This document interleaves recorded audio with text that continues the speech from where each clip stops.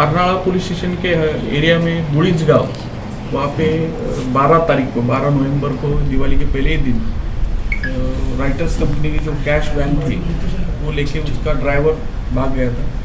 वो क्या वैन के साथ लगभग 4 करोड़ 25 लाख की कैश थी। उस हिसाब से इमीडिएटली एफआईआर रजिस्टर हुआ।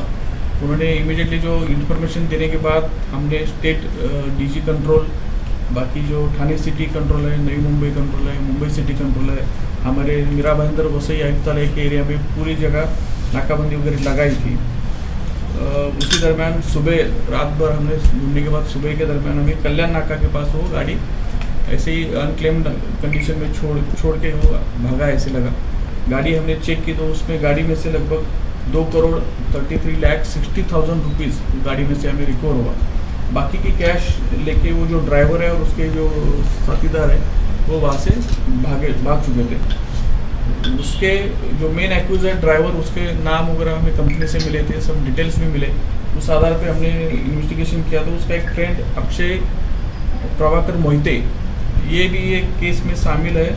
उसके साथ दूसरी गाड़ी लेके ये एरिया में आया था, ये इन्वेस्टिगेशन में पता चला। उसी को इमीडिएटली खारगर में क्राइम ब्रांच और अर्नाळा पुलिस स्टेशन ने उसको कस्टडी में लिया।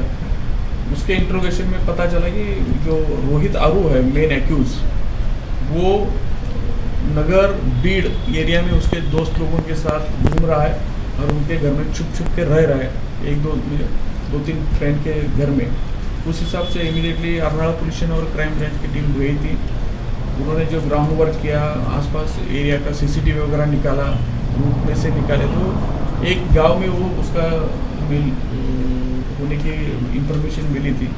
रात को वहाँ पे रेड करने के बाद वो घर में सोया हुआ मिला और उसके साथ 1 करोड़ 88,19,100 रुपीज़ वहाँ से रिकवर हुआ है।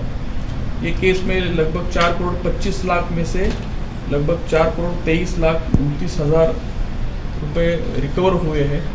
बाकी की जो रकम है वो उसने शायद रिलेटिव को दिया होगा या टैक्सी और अदर एक्सपेंसेस उसने किए हैं, उसमें गए हैं ऐसे लगता है। वो इन्वेस्टिगेशन में पता चलेगा। सर, इस वारदात को अंजाम देने के लिए कितने लोगों ने प्लानिंग बनाई थी?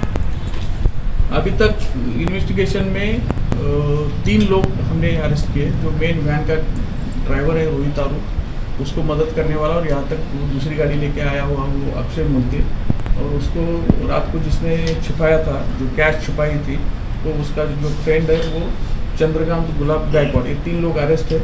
बाकी का कोई किसी का उसमें पार्टिसिपेशन है क्या, इसके बारे में इन्वेस्टिगेशन चल रहा है। सर, क्या वजह थी कि आरोपी ने ये स्टेप लिया? क्या पॉवर्टी थी या क्या थी? पॉवर्टी तो है।